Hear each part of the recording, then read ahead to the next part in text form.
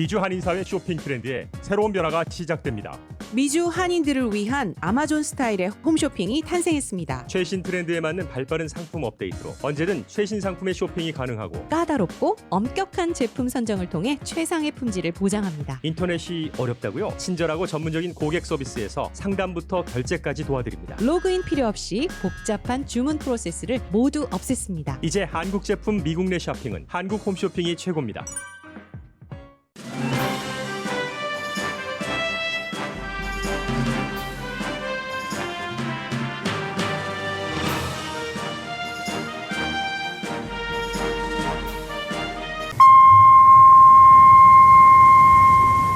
사랑과 감사의 계절 라디오 서울이 함께합니다.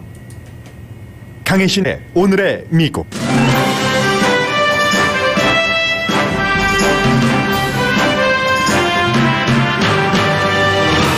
뉴욕에서 태어난 아시아계 뉴욕시장 후보를 뉴욕에서 발행되는 신문이 관광객으로 묘사해 논란입니다.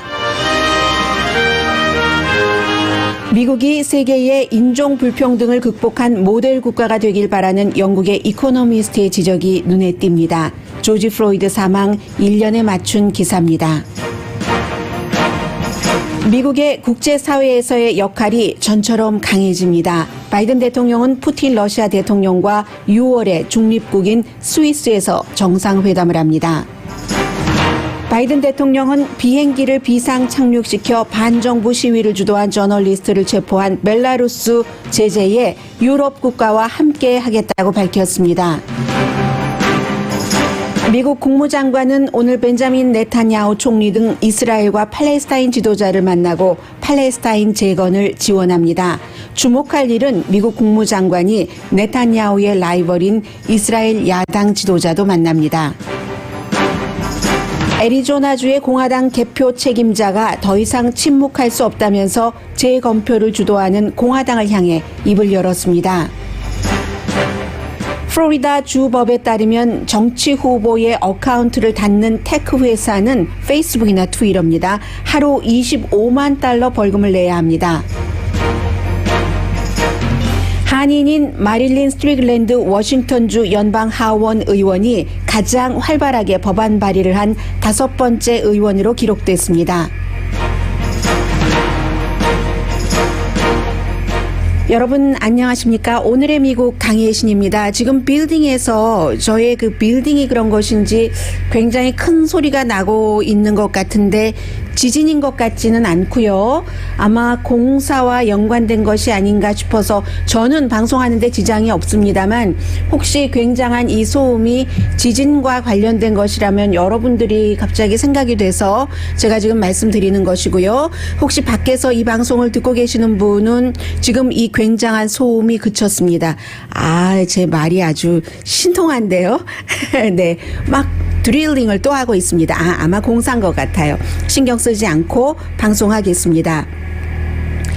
오늘 이제 미국의 대부분의 언론은 조지 플로이드 사망 1주년을 맞아서 조지 플로이드의 가족들이 바이든 대통령이라든가 아니면 낸시 펠로시 연방 하원 의장 그리고 경찰 개혁을 주장하는 그런 그 정치인들을 만나기 때문에 그 뉴스를 탑으로 보도를 하고 있습니다. 네, 이미 지금 그 워싱턴을 방문을 해서 가족들이 그 기자회견을 하고 있는 모습이 보이는데요. 뮤트로 돼 있어서 제가 손이 안 닿으니까 잠시 뒤에 전해드리기로 하고요. 저는 그 전에 한 가지를 여러분들께 말씀드리고 싶습니다. 앤드류 양이라는 민주당의 그 대선 경선 후보로 나왔었던 그 인물이 지금 뉴욕 시장 후보로 나왔습니다.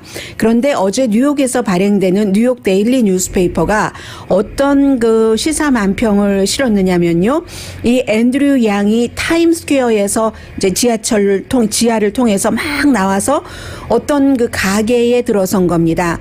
이 가게는 뉴욕에 가시면 아주 그 흔한 I love 뉴욕 티셔츠요. 러브자에는 글자 대신에 빨간색 그 하트를 그리고 그런 것을 가게 주인인 것 같은 그 두 부부로 보입니다. 이분들이 관광객이 백했어 하면서 너무 좋아한다는 거예요. 이건 앤드류 양이라는 셔츠를 입고 만세를 부리고 이 가게에 들어왔는데 앤드류 양이 관광객이라는 것을 뜻하는 겁니다. 그랬더니 앤드류 양의 와이프가 어떻게 이 트윗을 했느냐면 내 눈을 이것을 바라보는 내 눈을 믿을 수가 없었다. 이렇게 인종차별적인 묘사가 어디 있단 말이냐. 앤드류 양을 뉴욕에서 태어났는데 앤드류 양이 그런데 그리고 뉴욕에서 25년 동안을 살았고 우리들의 보이즈 그 아이들이 뉴욕에서 태어났고 그런데도 앤드류 양을 관광객으로 묘사하는 것은 이게 바로 미국에서 에이시안 아메리칸에 대한 어떤 그 혐오라든가 차별이다 하고 트윗을 했습니다. 물론 어떤 일이 있었기 때문에 이 같은 시사만평이 나왔느냐면 지난주에 이제 그 뉴욕 데일리 뉴스페이퍼가 타블로이드예요. 타블로이드에서 가장 오래된 타블로이드 신문이고 뉴욕 포스트하고 경쟁을 하고 과거에는 공화당 성향이었다가 어느 순간부터 좀 중도로 가고 지금은 타블로이드 신문이기 때문에 제가 볼 때는 돈벌이에 좋으면은 이렇게 갔다 저렇게 갔다 하는 것 같아요. 이 대통령을 지지하는 것도 부시 대통령도 지지했다. 오바마도 지지했다. 그 다음에는 또 밋 럼니를 지지했다. 힐러리 클린턴을 지지했다. 이번에는 뭐 바이든을 지지했다. 이런 형태거든요. 그런데 지난주에 이 뉴욕 데일리 뉴스가 앤드류 양 후보에게 질문을 했는데 그 질문에 대해서 답변을 못했다는 겁니다.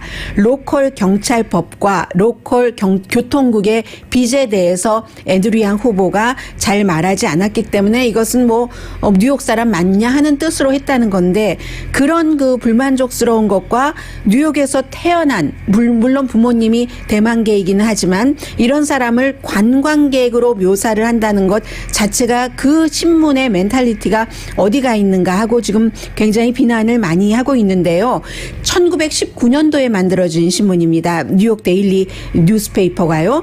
그래서 결국은 이러한 것은 본인이 뉴욕에서 태어났어도 본인의 어머니 아버지는 이제 대만에서 버클리에 UC 버클리에 공부를 하러 왔거든요. 말하자면 지금 부통령인 카말라 해리스의 부모님과 똑같은 겁니다.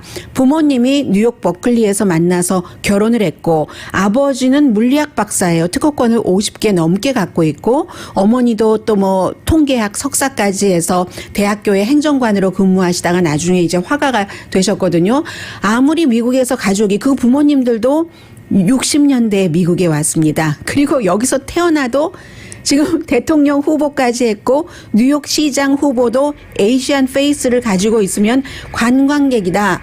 이렇게 대접을 하는 그 나라가 미국이다 하는 것을 지적을 하고 있습니다.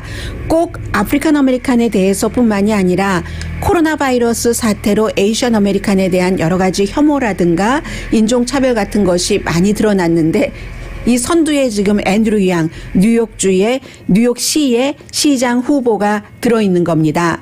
그렇기 때문에 오늘 조지 플로이드라는 흑인이 미네소타주 미니아폴리스에서 거의 9분 30초를 데릭 쇼빈이라는 전 백인 경관에 의해서 목졸림을 당해서 숨진 1년이 되는 날, 그리고 1년이 됐는데도 연방 하원에서는 지난 3월 달에 경찰 개혁 법안을 통과시켰습니다. 하원에서는요. 상원이 지금 잡고 해주지 않고 있는 건데 물론 경찰 개혁법이라고 해서 뭐 경찰국을 없애자 돈을 다 주지 말자 이거 아닙니다. 그것은 그 바이든 대통령의 공약과도 다르고 생각과도 다릅니다. 다만 흑인이 많겠죠. 아무래도 흑인을 포함한 다른 소수 인종에 대해서 경찰 공권력이 백인과 다르게 집행하는 것을 막자는 법안인데 지금 오늘 1년 그 이후에 1년이 됐는데도 상원에서는 통과되지 않고 있다는 이게 중요하고요. 그렇기 때문에 오늘 그 조지 플로이드 가족이 낸시 펠로시 하원 의장뿐만이 아니라 그 캐런 버스 캘리포니아가 지역구인 민주당 아프리칸 아메리칸 그 하원 의원이죠. 이 의원도 같이 그 만나는 거고요. 물론 연방 그 상원 공화당 가운데서도 경찰 개혁이 필요하긴 필요하다. 경찰이 무분별하게 공권력을 썼을 때 뭐 기소되지 않고 이번 데릭 쇼빈처럼 그 유죄 판결이 나오는 것은 아주 아주 드문 일입니다. 그래서 이러한 것을 막기 위한 법안이 지금 상원에서도 몇몇 의원들은 공화당이지만 지지하는 의원이 있습니다. 팀 스캇, 공화당 사원에서 유일한 아프리칸 아메리칸 연방 상원 의원인 그 의원은 지지를 합니다. 많은 공화당 정책을 지지하고 홍보하고 미국에 인종차별주의가 없다고 얘기를 하면서도 경찰 개혁 법안은 본인이 또 이 지지를 하고 있거든요. 이 의원도 괴로움이 많겠죠, 공화당 안에서. 그래서 조지 플로이드의 사망 1년과 그 미국에서의 여러 가지 인종차별을 어떻게든 없애고 줄여야지 된다는 것은 소수 인종으로 살아가는 코리안 아메리칸에게는 굉장히 중요하다고 말씀을 드리면서요.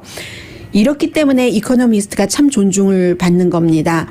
미국의 조지 플로이드 사망 1년을 맞아서 미국에서의 인종차별이 요즘은 아시안 아메리칸, 꼭 아프리칸 아메리칸뿐만이 아니라 그쪽으로도 많이 그 확대가 되고 있고 노골적으로 드러나니까요. 지난 4년 동안 그래서 이제 이런 것에도 집중을 해야지 된다. 그리고 총체적인 미국의 인종차별이 어떻게 좀 줄어들 수가 있는가, 사라지면 좋겠지만, 그리고 그러한 것이 미국과 세계에는 어떤 의미가 되는가 하는 것을 실었습니다. 제가 그 기사를 요약해 드리겠습니다.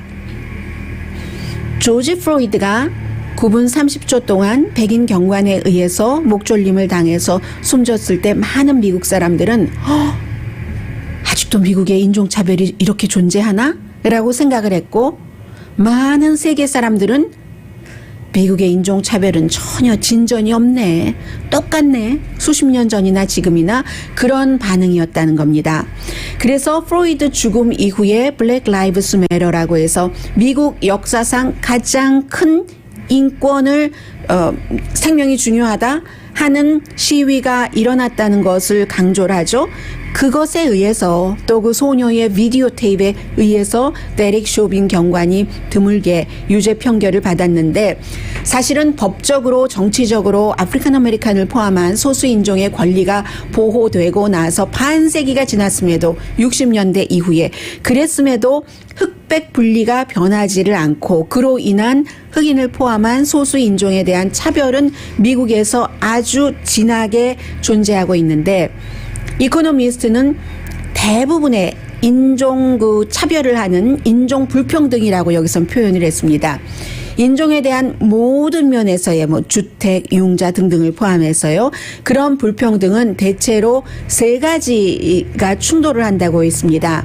처음에는 경제적인 그 불평등, 여러 가지 이유에 의해서, 그리고 두 번째는 흑인이 노예였었다는 과거 그 노예제, 세 번째가 현존하는 새롭게 드러난 다른 흑인을 제외한 인종차별주의라고 얘기를 합니다. 그래서 이제 앞에 두 가지부터 얘기를 하고 있는데, 이 코비드로 아프리칸 아메리칸이 굉장히 많이 사망했어요. 다른 인종에 비해서. 아직 정확한 이유를 확실하게 규명하기는 이릅니다. 그러나 분명한 것은 인종차별주의적인 의사나 인종차별주의적인 간호사, 아니면 역시 같은 선상에서의 보험회사들이 인종차별주의적이었기 때문에 흑인들이 백인이나 다른 인종에 비해서 더 많이 숨진 것은 아니라고 얘기를 합니다. 과거에 흑인에 관한 경제, 인종적인 그 차별이 내려온 가난하니까 보험도 없고 가난할 수밖에 없는 시스템이 있잖아요. 학교도 나쁜 학교만 있고 융자도 안 해주고 직업이 없고 알코올과 술에 쩌들게 되고 범죄의 유혹에 강하게 되고, 그렇게 해서 보험이 없으니까 기저질환이 있고, 또 코로나 바이러스 사태에도 일을 하는 사람에 있어서 안전하게 일하지도 못했고 집에서, 그런 얘기를 하면서 미국에서의 인종차별주의는 30년보다는 덜하지만, 그러나 그 정부의 파워에 의해서 이 모든 인종차별이 완전히 구제될 수는 없다 하는 것도 강조를 하고 있습니다.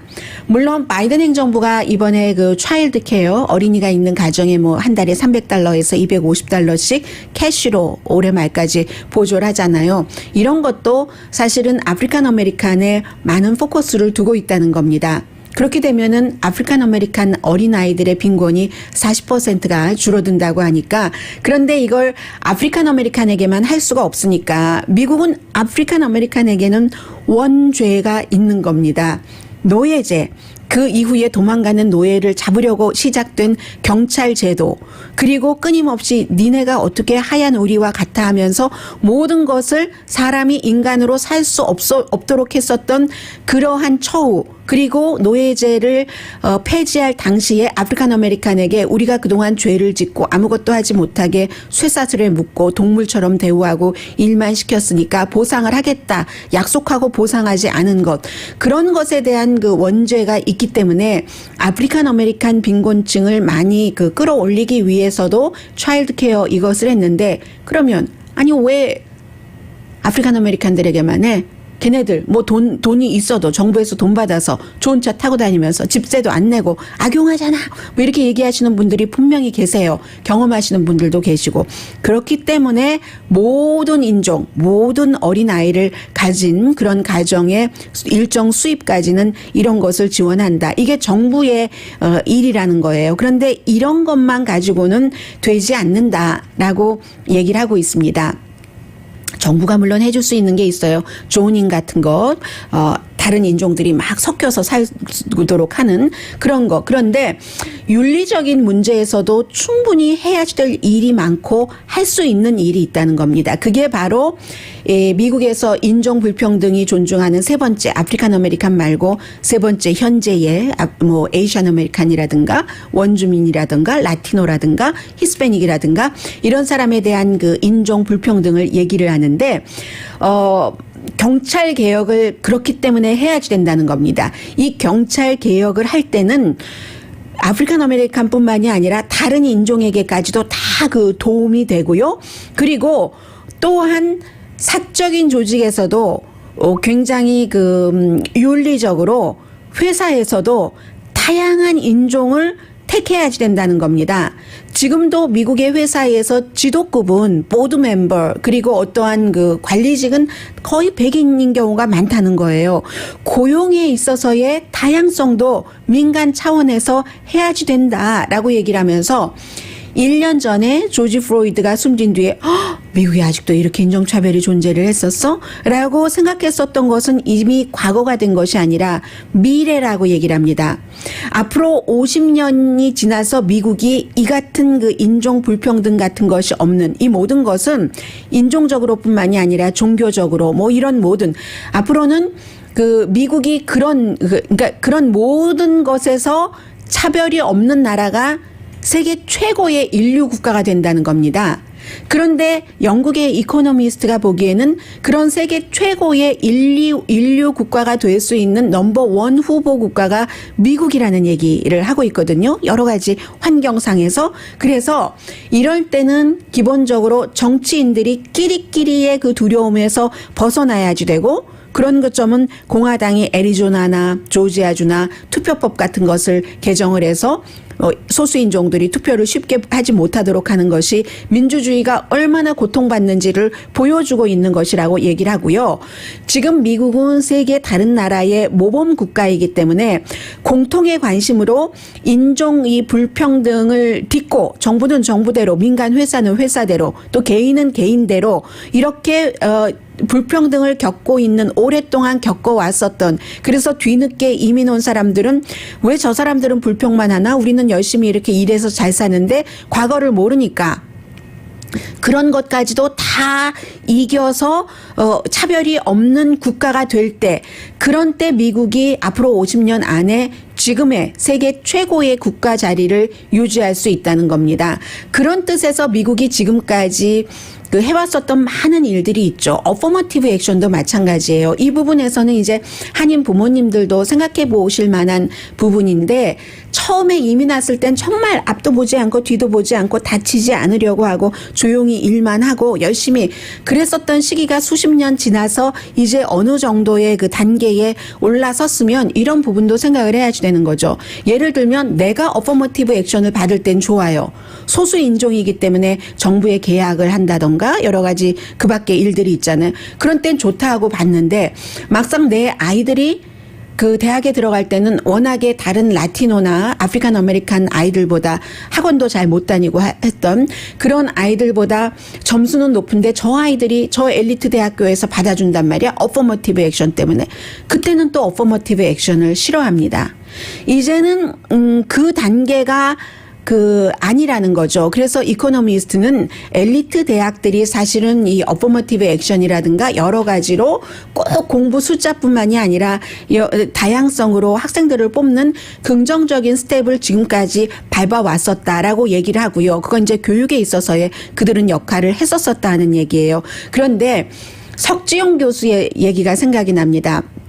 하버드 대학교에서 뭐 정말 최연소 석좌 교수가 된 법대 석지영 여성 교수잖아요. 여성이란 말도 빼는 날이 올 거예요. 언젠가는. 이 석지영 교수가 아버지가 어디 인터뷰하시는 걸 봤더니 아버지가 의사신데 어느 날인가 이제 대학교를 막 다른 시스터도 있어요. 동생인 것 같아요. 있는데 대학교를 이제 가고 그러는 학비가 너무 많이 드니까 아버지가 딸에게 물어봤대요. 좀 장학금을 받을 수는 없겠니? 그 석지영 교수에게. 그랬더니 그 어린 딸이 19살, 18살 정도 되지 않았겠어요. 아버지에게. 그때는 아버지가 의사를 막 개업했었던 때이기 때문에 자리를 잡지 못해서 돈이 많지 않았다고 하거든요. 근데 아버지가 그러시더군요. 그랬더니 딸이 그러더래요. 아버지, 내가 장학금을 받으면 미국은 꼭 공부를 최고로 잘한다고 장학금 주는 거 아니잖아요. 그 스칼라쉽이라는 명목이 아버지 어머니가 돈 못 벌어도 주잖아요. 그러니까 내가 스칼라쉽을 받으면 아버지 내가 받는 대신 다른 한 아이가 받지 못해서 학교를 못 다닐 수 있는데 내가 스칼라쉽 신청을 해도 되겠어 아빠? 그러더라는 거예요. 그래서 그때 아버지가 아니다. 내가 어떻게든 해보겠다 하고 그 도움 없이 그 학비를 냈다는 그런 얘기거든요.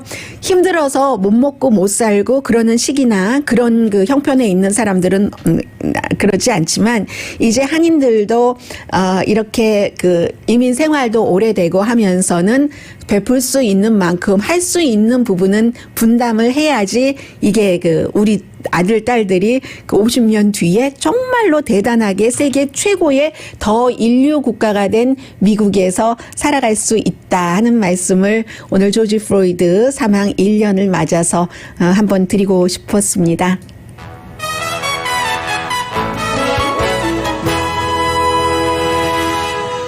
오늘의 미국은 전문가가 추천하는 이민법, 가정법 전문 제인정 종합법률사무소, 미주류 사회와 유명 인사들을 감동시킨 미주 판매 1위 카후나 마사지 체어, 한인 기업의 자랑 카후나 마사지 체어. 이제 기업도 카피하고 힘들게 일하던 때서 창의적으로 일하는 그 직원들에게도 돈도 두둑하게 주고 하는 기업으로 아주 최고의 기업으로. 그리고 코지다운 갤럭시 거위털 이불은 잠이 솔솔 오게 하는 기능성 거위털 이불 전문 회사 코지다운. 어떤 그 수십 년 이상 수백 년의 전통의 거위털 이불 전문 회사보다도 코리안 아메리칸이 더 좋게 거위털 이불을 만들어서 적절한 가격으로 판매하는 그런 사회. 코지다운. 언제 어디서나 내 맘대로 골라보는 한국 TV 미디어의 역할, 또 한국 쌍방울이 만든 최고의 KF94 방역 마스크 트라이를 미주 최초로 출시한 한국 홈쇼핑 공동 후원입니다. 잠시 뒤에는 지난번에 한미 정상회담할 때 바이든 대통령은 문재인 대통령과 정상회담이 너무 인조이하게 돼서 시간을 다른 걸 뒤로 미뤘어라고 얘기했고 그 문재인 대통령은 미국이 돌아왔다 이런 표현들을 해줬는데 외교에 있어서 미국이 돌아오고 있고요. 그러므로 인해서 이 미국의 돌아옴을 통해서 우리가 지금 세계에서 일어나고 있는 What's going on 하는 그런 캐주얼하게 그런 그 벨라루스 사태 같은 것을 쉽게 재밌게 볼 수가 있거든요. 잠시 뒤에 구소련, 그러니까 러시아, 벨라루스, 이스라엘, 팔레스타인과 미국 전해드립니다.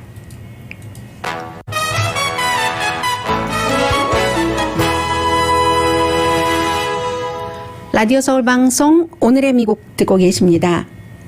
네, 6월 16일 날짜 기억하기 좋네요.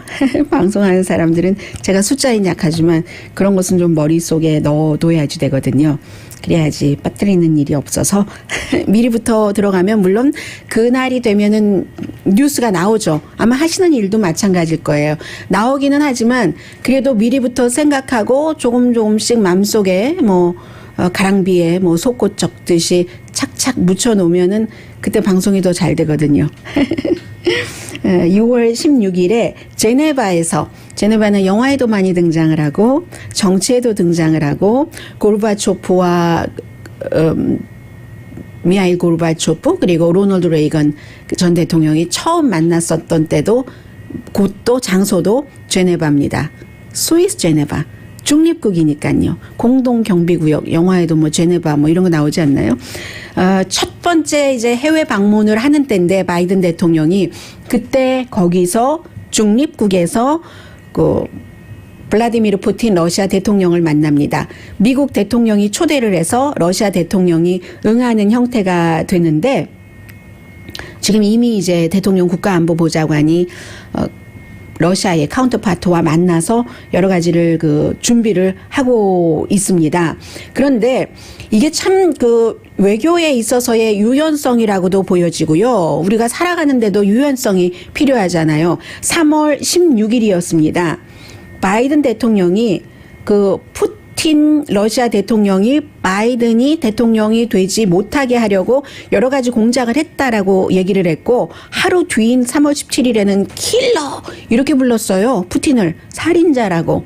왜냐하면 야당 지도자 독극물을 티에 넣어서 결국은 살해하는 데는 실패했지만 그런 문제를 해서 그리고 나서 이제 미국의 회사들 정보와 연관된 그런 회사를 해킹을 해서 이름이 뭐였죠? 회사 이름이 솔라윈즈였었죠. 그래서 이제 제재도 했습니다. 러시아에 대해서. 그런데 러시아도 가만히 있지 않죠. 그럴 때마다 미국 외교관을 추방을 하고 미국 대사를 소환하고 이런 형태로 러시아도 이해는 이 식으로 계속 해왔거든요. 그럼에도 불구하고 유연성이라고 말씀드리는 것은 기후변화와 무기 감축. 트럼프 전 대통령이 더 이상 핵무기 감축 같은 거 안 해. 러시아도 하고 있는데 우리가 왜 해야 돼? 했었던 것을 바이든 대통령이 들어와서 바로 뉴 스타트 프로그램을 5년 동안 연장을 했고 그리고 러시아의 블라디미르 푸틴 대통령도 3월 이런 때 킬러 이런 소리 들으면서도 기후변화 정상회담을 바이든 대통령이 주도를 했었을 때 화상으로 문재인 대통령도 참여했잖아요. 또 바티칸에 교황도 참여를 하고 블라디미르 푸틴도 그때 참여를 했습니다. 이게 이제 고수들의 유연성인 거죠. 내가 전에 안 본다고 했으니까 난 죽어도 안 봐. 이거 있잖아요. 순수하기도 하지만 어릴 때 많이 그렇죠. 정치적으로도 어릴 때 그럽니다. 해서 이렇게 유연성을 발휘를 하고 있고 그럼으로 인해서 바이든 대통령은 미국 정치인들에게 비난을 받았어야지도 있습니다. 왜냐하면 이 중요한 핵무기 감축이라든가 기후변화에 관한 것을 러시아의 도움 없이는 이룰 수 없기 때문에 그렇게 하기 위해서 러시아에 대해서 약간의 이렇게 웨이브를 준 것도 있어요. 예를 들면은 가스 같은 것을 유럽으로 이렇게 수출할 수 있도록 해준다던가 숨을 쉴 수 있도록 완전히 코너에 몰아넣지는 않았거든요. 그렇게 해서 이제 제네바에서 회담을 하게 되는 거고요. 여러 가지 안건이 나오겠죠. 2018년도에 헬싱키 회담이 생각이 납니다. 헬싱키에서 핀란드요. 그 당시에 이제 기자회견을 하면서 트럼프 전 대통령과 블라디미르 푸틴 러시아 대통령이 동시에 이렇게 기자회견을 하는데 기자회견에서 미국의 모든 정보국이 2016년 미국 대선에 러시아가 개입을 했다라고 결론을 내렸어요. 한 거의 20개 되는 정보국 차원에서. 그런데도 옆에 있는 푸틴을 가리켜서 기자들이 또 그 질문을 하니까 미국 대통령이 아니 푸틴이 안 했다고 하지 않느냐. 나는 푸틴의 말을 믿는다. 미국 정보국 말 믿지 않는다는 거예요. 그러니까 딥 스테이트 이런 말을 할 수밖에 없는 겁니다. 그때와 그때 이후에 지금의 이 제네바에서의 두 사람의 회담은 굉장히 지금 중요하다고 할 수 있는 거고요. 제가 이쯤 말씀드리면 거봐. 잘 나가다가 또는 잘 나가지도 않다가 또 트럼프 얘기야 하지만요. 과거는 끝난 게 아닙니다. 그리고 그 과거에 트럼프 전 대통령이 했었던 4년을 지금 이렇게 치우고 있는 중이고 그런데 치워지지 않는 것도 너무 많고 그렇다고 해서 트럼프 전 대통령 시절에 뭐든지 다 나쁜 일만 있진 않았겠죠. 뭔가 좋은 일도 의도했던 의도하지 않았던 있을 테고 그런 것들은 또 이어가면 되는 것인데 그런데 너무나 눈에 띄게 그런 점들이 있기 때문에 이제 미국은 그렇지 않아야 된다 하는 거 그리고 너무나 선명한 기억들이기 때문에 이게 이제 그 역사적으로 잊지 말아야지 될 그런 부분에서 저는 말씀드릴 수밖에 없는 거고요. 그리고는 이제 벨라루스는 제가 미국이 연관이 되지 않았기 때문에 어제까지는 말씀을 드리지 않았습니다. 그런데 이제 바이든 대통령도 우리도 유럽연합처럼 하겠다라고 한 겁니다. 일요일에 어떤 일이 있었냐면 벨라루스에서 어디에서 출발을 한 거죠? 그리스에서 출발해서 리투아니아로 향하던 벨라루스의 그 민간 항공기요. 말하자면 뭐 대한항공, 아시아나 이런 식의 그 항공기를 그 벨라루스의 관제탑이 어머 지금 너무 위험하다. 너네 비행기가 너무 위험하다. 해서 유도를 해서 벨라루스의 수도에 내리게 합니다. 비행기를 착륙시켜요. 그 목적이 무엇이었는가? 저널리스트로서 지난해에 시위도 반정부 시위도 주도했고 한 그 저널리스트를 체포하기 위해서 그렇습니다. 저널리스트의 피앙세도 같이 체포를 했어요. 그랬더니 유럽이 벨라루스가 구소련에서 이제 그 나오고 나서 독립된 국가잖아요. 유럽이 이제 주변 국가고 러시아를 견제해야 되고 하니까 이게 비행기 항로까지 변경을 해서 거짓말을 쳐서 야당 지도자를 체포했잖아요. 그러니까 유럽위원회에서 이건 독립적인 수사위원회가 나와서 수사를 해야지 된다. 우리 제재하겠다라고 얘기를 했고 하이제킹한 거잖아요. 비행기를. 바이든 대통령이 여기에 대해서 미국의 입장으로 국제규범이 아니다. 우리는 유럽연합의 유럽 국가들의 유럽위원회의 그러한 결정에 따른다. 다른 나라와 함께 이제 그 지도자를 이름을 어떻게 불러야 되는지 모르겠어요. 그 라만까지만 부를게요. 퍼스트 네임만. 그래서 이제 벨라루스 언어가 있고 하니까 제가 정확하게 발음을 못 하겠어요.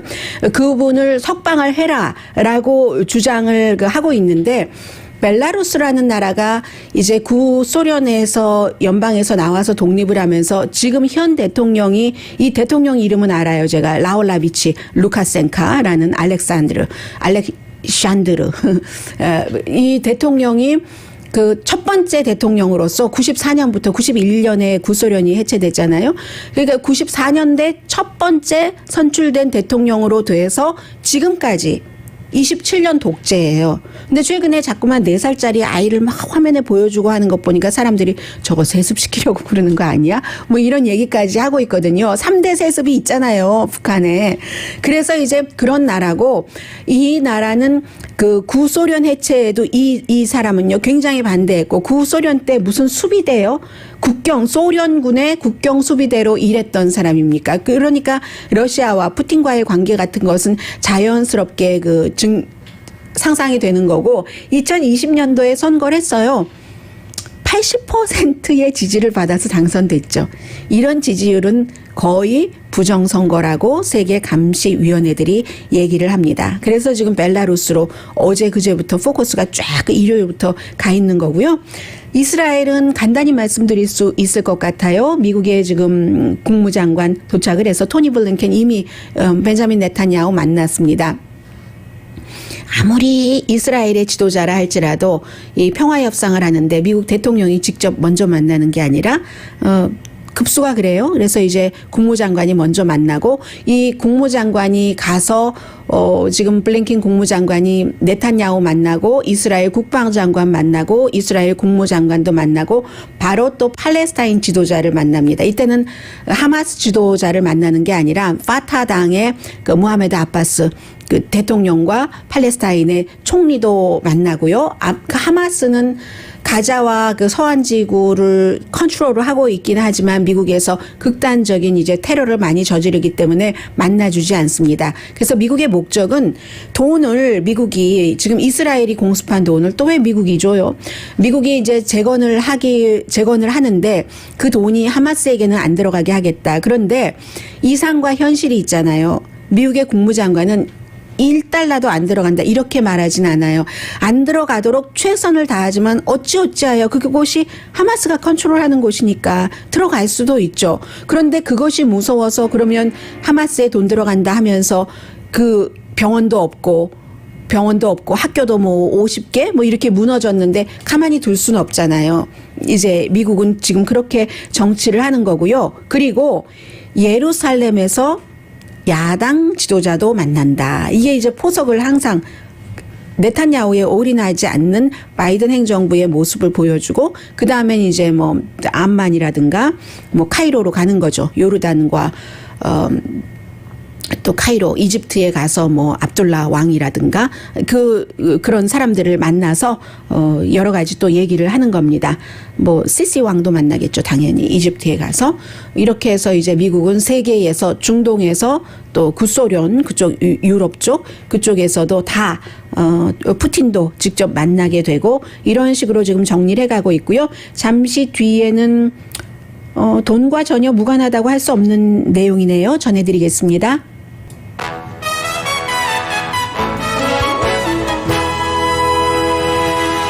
라디오 서울 방송 오늘의 미국 듣고 계십니다. 네.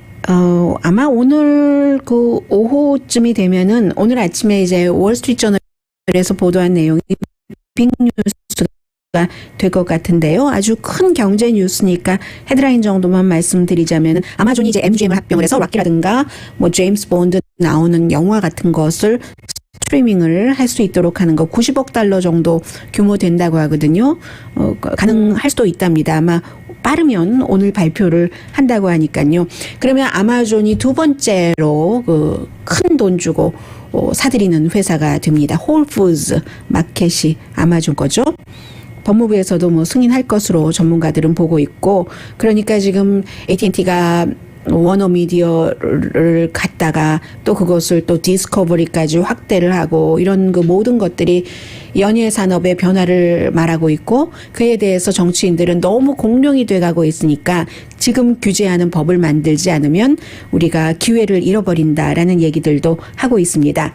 그리고 이미 공룡이 된 그 소셜미디어 여러분들도 많이 사용하고 계시는 그 소셜미디어에 대해서 플로리다주가 법을 만들었는데 소셜미디어 회사가 정치 그 후보의 어카운트를 닫아버리면 플로리다주에서는 하루에 $25만 벌금을 내야지 된다. 서명을 했어요. 공화당의 론 디산티스 그 주지사가 서명을 했는데 뭐 대표적으로 지금 1월 6일 의사당 사건 이후에 폭력을 조장을 했다 해서 가짜 정보로 해서 트럼프 전 대통령이 두 군데서 다 그 퇴출을 당해 있는 상태이기 때문에 이것은 결코 주에서 법을 이렇게 만들어 놓으면 누군가가 그곳에서 퇴출됐을 때 그 회사를 소송하기 쉽게 되는 것이고 트럼프 전 대통령이 퇴출된 이후에 100개가 넘는 이 같은 그 법안이 심의가 됐었는데 플로리다주에서 처음으로 지금 법으로 만들어진 겁니다. 해서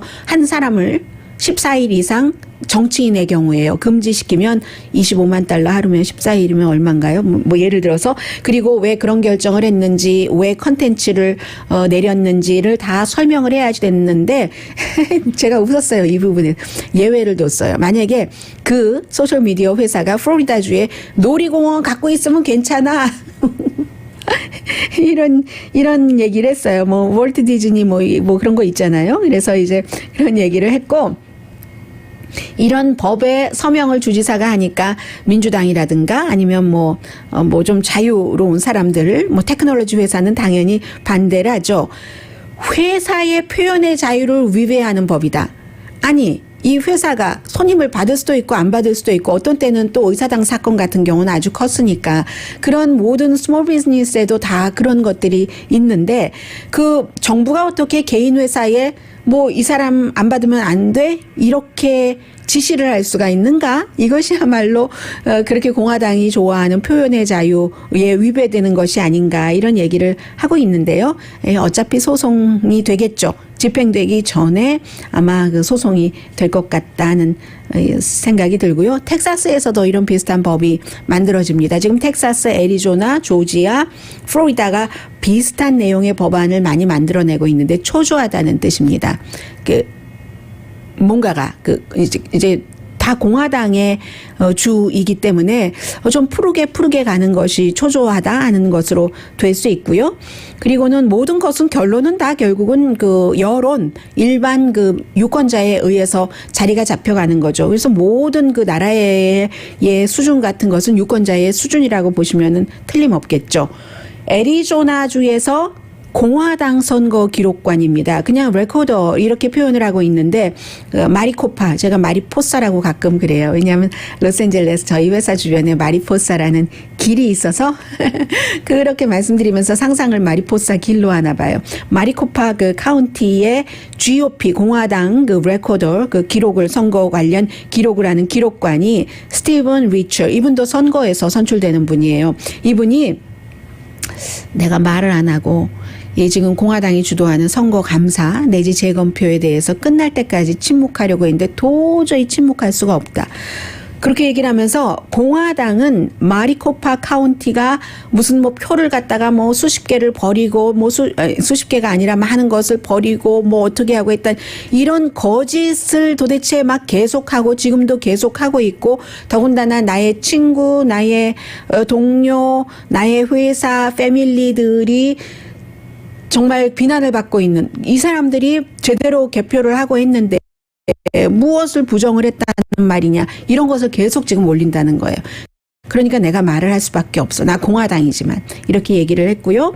또 사이버 닌자라는 회사 자체가 합법적으로 이걸 한다고 생각을 할 이유도 없다고. 왜냐하면 이 회사 자체가 지금 감사를 하고 있는 플로리다 회사인데 회사 CEO가 트럼프 전 대통령의 강한 지지자였고 부정선거라는 트윗도 무척 많이 했고 선거 재검표에 대해서는 경험이 0이에요. 0. 그런 회사이기 때문에 해서 증거가 있어서 감사하는 게 아니라 그러지 않았는데 증거를 없앴다고 하면서 감사를 하니까 내가 입을 열 수밖에 없다. 지금 이런 얘기들 하고 있는 거고요. 그런데 또 애리조나주에서는 조지아주하고는 조금 달라요. 애리조나주의 총무처 장관은 우리 이거 투표기계 바꿔야지 돼. 이런 얘기도 뭐 한 2주일 전쯤에 했거든요. 그래서 이런 모든 일들 하는 것이 다 세금이에요. 국민들의 세금이기 때문에 세금이 좀 낭비들이 많이 되고 있죠. 플로리다주 같은 경우도 그런 법을 만들었지만 소송당하면 또 세금으로 소송 비용을 써야지 되니까요. 잠시 뒤에 조금 즐거운 뉴스 전합니다.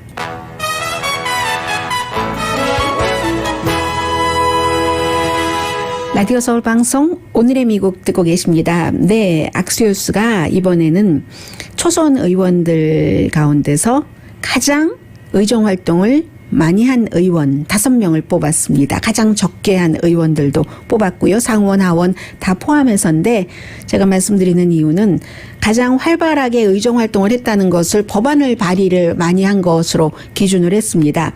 거기에 넘버 1, 2, 3, 4, 5에 5번째로 435명 연방 하원 의원, 초선 의원 가운데 중진 의원들 빼고 발의를 많이 한 의원이 워싱턴 10지구가 지역구인 마릴린 스트릭랜드 한인 의원입니다. 179개를 지금 몇 개월 되지 않았잖아요. 하루에 몇 개씩 했다는 얘기인가요? 어떻게 되나요? 계산해 보세요. 1월 6일에 선서했으니까. 그리고 이제 가장 적게 한 의원들 넘버 5 가운데서 다섯 번째가 조지아주에서 당선된 연방 상원 의원 존 오소프, 전혀 경험이 없는 30살의 민주당 의원이죠.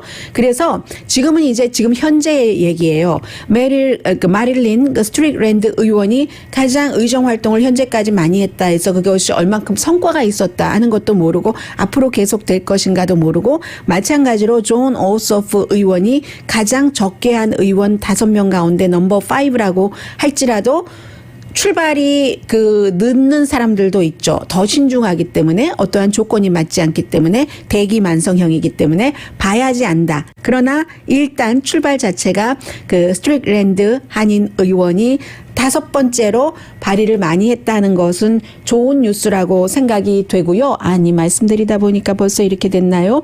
오늘의 미국은 전문가가 추천하는 이민법, 가정법 전문 재인정 종합법률사무소 뭐죠? 그 다음에 왜 갑자기 생각을 안 하려고 떨면은 생각이 안 나요. 미주류 언론과 유명 인사들을 감동시킨 미주 판매 1위 카후나 마사지 체어, 한인 기업의 자랑 카후나 마사지 체어, 코지다운 갤럭시 거위털 이불은 잠이 솔솔 오게 하는 기능성 거위털 이불 전문회사 코지다운, 언제 어디서나 내 맘대로 골라보는 한국 TV, 한국 쌍방울이 만든 최고의 방역 마스크 트라이를 KF94입니다. 미주 최초로 출시한 한국 홈쇼핑 공동펀이었습니다.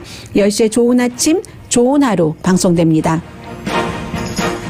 네, 지금 미국인은 성인 오늘까지로 하면은 반 정도가 완전히 백신 접종 끝난다고 하고요. 로스앤젤레스도 부모가 원한다면 온라인 하지만 대면 수업 한다고 하고, 모더나도 청소년들에게 100% 효율성이 있다고 하는데, 국무부가 일본에 가지 말아라라고 경고를 했고 선수들은 보내요. 그런데 이게 이제 일본 정부에서는 그러는데 손정희 소프트뱅크 회장 같은 사람도 돈 잃어버리겠지만 올림픽 못하면 돈보다 더 중요한 걸 잃어버릴 수 있다고 경고했더군요. 강희신이었습니다.